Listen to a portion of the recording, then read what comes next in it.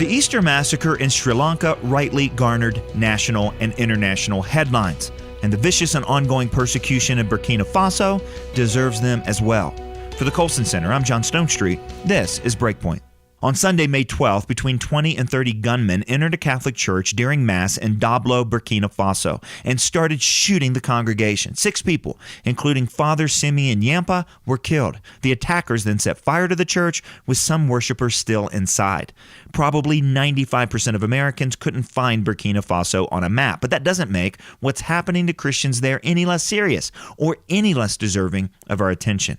In fact, this was the second such attack on a church in the region in just 2 weeks. The Sunday after Easter, gunmen on motorbikes attacked a Pentecostal church in a neighboring province, killing the pastor, Pierre Ouédraogo, and 5 worshipers. Burkina Faso, which was called Upper Volta until 1984, was not a particularly dangerous place for Christians until just a few years ago. While Christians there are only a quarter of the population, the country, unlike other Muslim-majority nations, hasn't been ranked on lists like Open Doors. As the Christian Post put it, although Burkina Faso is a majority Muslim country, religious groups there have largely coexisted peacefully. But these recent attacks owe their origins to neighboring Mali, a nation that is on the Open Doors list. Since 2012, Mali has been locked in a series of conflicts pitting the central government against Islamist and Islamist-backed forces. Even after the initial conflict was put down by the French military, jihadis have continued to operate in Mali, which has been characterized as fragile with weak state legitimacy, which leaves citizens vulnerable to a range of shocks. In this case, the violence of Mali has spilled over into Burkina Faso in the form of Islamist attacks on not only Christians, but also those deemed insufficiently Muslim.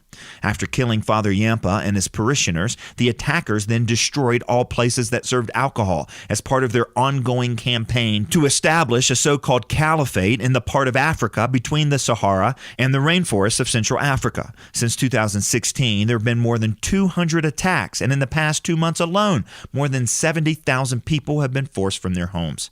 As order deteriorates and the government's authority diminishes outside the capital, jihadis, mostly from Mali and other countries in the region, are now free to operate with something close to impunity. And that freedom is expressed by attacking Christians, both inside and outside of the church. In addition to the attacks I've already told you about, jihadis have also targeted missionaries.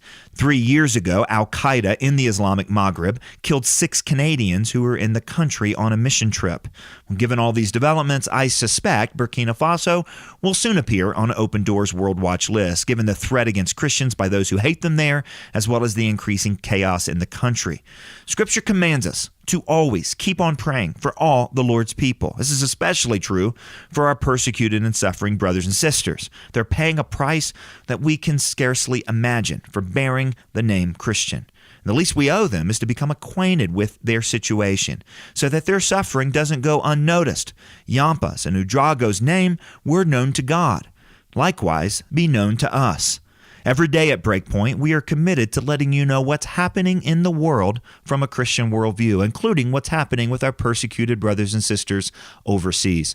As we approach our fiscal year end, please consider supporting this essential ministry of helping Christians think clearly and act in our culture. To support us, come to breakpoint.org. That's breakpoint.org. For Breakpoint, I'm John Stonestreet.